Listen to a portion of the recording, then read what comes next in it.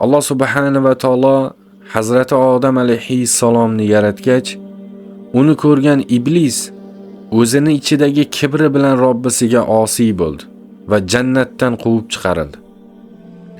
Odam alayhissalom yaratilgach esa Ibn Abbosdan keltirilgan hadisda Alloh subhanahu va taolo odamni ilmli qilib yaratdi. Va bu Allohning ilmi bilan Hazrati Odam birodarlar mana 6-marotaba aziz bo'ldi va farishtalardan ham darajasi baland bo'ldi. Hazrati Odamni farishtalardan ham darajasini baland bo'lishiga sabab Allohning bergan ilmi orqali edi. Odam alayhissalom yaratilganda yalang'och edi, keyin o'sha jannatdagi xas-xashaklarda boylab yurdi degan gaplar birodarlar, bizlar maymundan tarqalganmiz degan odamlarning gaplari. Bularni bilmaymiz-u, lekin bizni otamiz bo'lgan Odam alayhissalomni Alloh eng go'zal suratda, ilmli, olim kiyimi bilan yaratgan edi. Ana shu berilgan ilmni Odam alayhissalomga Allohning o'zi o'rgatgan. Misol uchun mana Shis alayhissalom ham otasidan shu payg'ambarlik ilmlarini oladi, va lekin hammasini ham emas. Nega deb so'ralsa, chunki odamdan odam bolasi dars olgan edi-da, o'shaning uchun ham hammasini olib qola olmaydi. Lekin Hazrati Odam alayhissalomga Alloh taolo biling deydi, u zot ilmli, olim bo'ladi. Birodarlar, Odam alayhissalomdan keyin yer yuzida to qiyomatgacha ul zotdek olim bo'lgan kishi bo'lmaydi. Nega?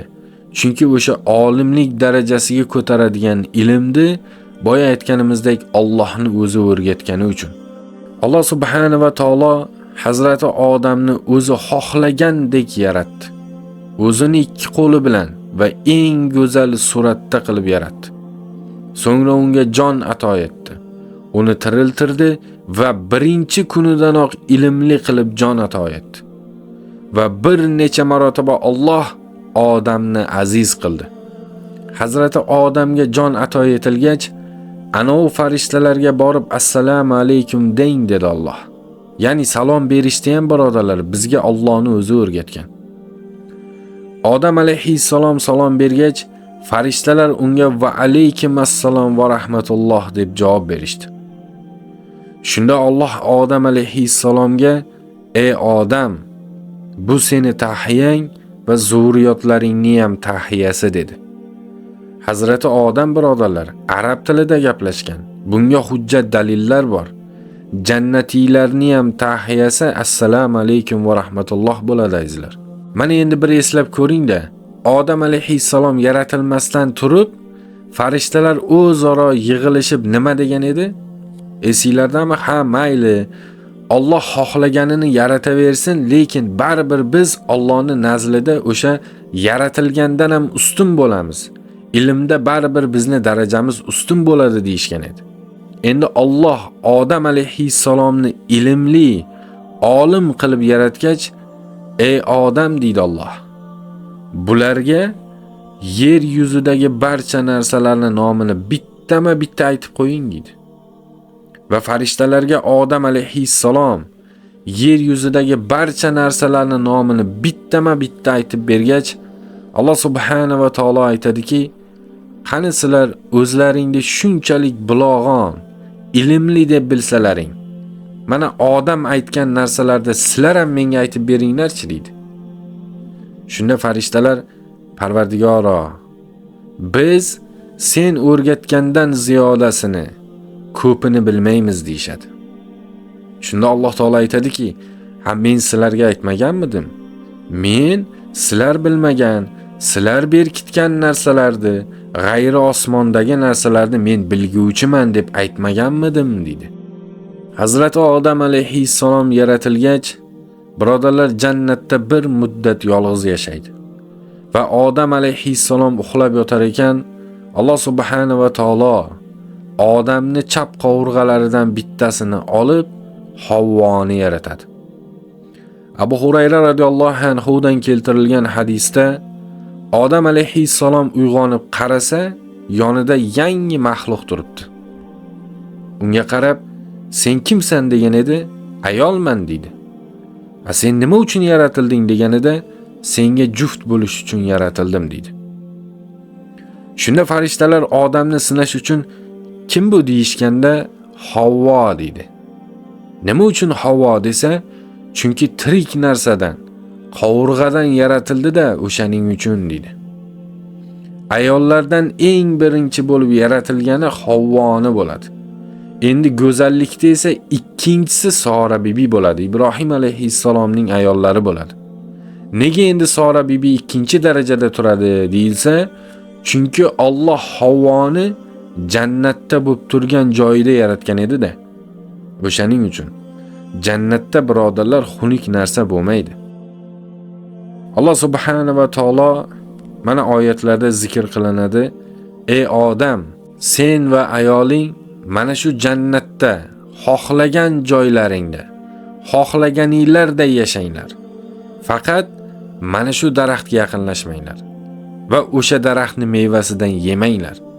Bu bitta daraxt, lekin o'zi asli bitta dushman sizlarga. Zolimlardan bo'lib qolasizlar" dedi.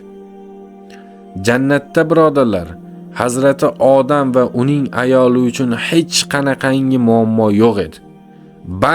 Barcha ne'matlar bor edi ular uchun, lekin Iblis alayhi la'na birodarlar yana ham aldab qo'ydi ularni.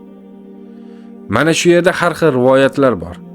Iblisni jannatdan haydalgandan keyin yana qaytadan kirib borgani haqida. Boya yuqoridagi qismlarda Iblisni jannatdan haydalgani haqida o'tgan edik. Endi uni qaytadan jannatga kirishi haqida har xil rivoyatlar bor.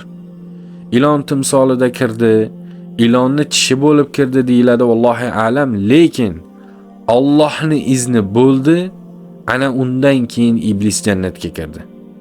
Nima uchun kirdi? Alloh odamni sinash uchun kirgizdi Iblisni. Iblis alayhi la'na jannatga kirgach, Odam alayhissalomning oldiga keladi-da, "Bilasizlarmi nega Robbing shu daraxtni mevasidan yemanglar dedi sizlarga?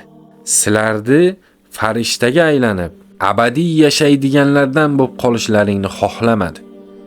O'shaning uchun sizlarga shu daraxtni mevasidan yemanglar deb amr qildi" deydi. Yana boshqa bir rivoyatlarda keladi, Iblis Hazrati Odam va Havvo onaning yoniga kelib, "Sizlarga men abadiy mulk va abadiy hayotni beradigan daraxtni ko'rsataymi" dedi.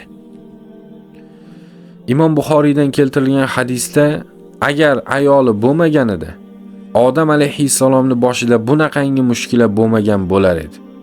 Eng birinchi bo'lib ayoli edi va taklif qildi, undan keyin Odam alayhissalom yedi deya rivoyat qilinadi. Hazrati Odam o'sha man qilingan mevani yedi va bu ishni qilgandan keyin mana endi ular yalang'och bo'lib qoldi. Lekin ungacha birodarlar, bularni avratlari yopiq edi, Alloh bergan kiyimlari bor edi. Odam va Havvo yalang'och bo'lib qolgandan keyin Odam alayhissalom jannatni u yog'idan bu yog'iga qarata yugurib qochib qoladi. Shunda Alloh unga: "Ey Odam, nima sen mendan qochyapsanmi?" deganida, Odam alayhissalom aytgan ekanki, "Yo'q, Parvardigoro, men uyalganimdan qochyapman" degan ekan. Hazrati Odam birodarlar qilgan xatosini tushungach, Alloh taologa duo qilib, "Parvardigoro, biz o'zimizga o'zimiz zulm qildik. Agar sen bizni kechirmasang va bizga rahming kelmasa, albatta biz ziyon ko'ruvchilardan bo'lib qolamiz" dedi. Mana shu bo'lib o'tgan voqealarga Robbul alamin hukm chiqarib, "Sizlar jannatdan bir-birlaringga dushman bo'lgan holatda chiqinglar. Albatta yer yuzi sizlar uchun vaqtinchalik yashaydigan joy. Yerda yashaysizlar, yerda o'lasizlar va yana qaytadan yerda sizlarni tiriltirib olaman" dedi.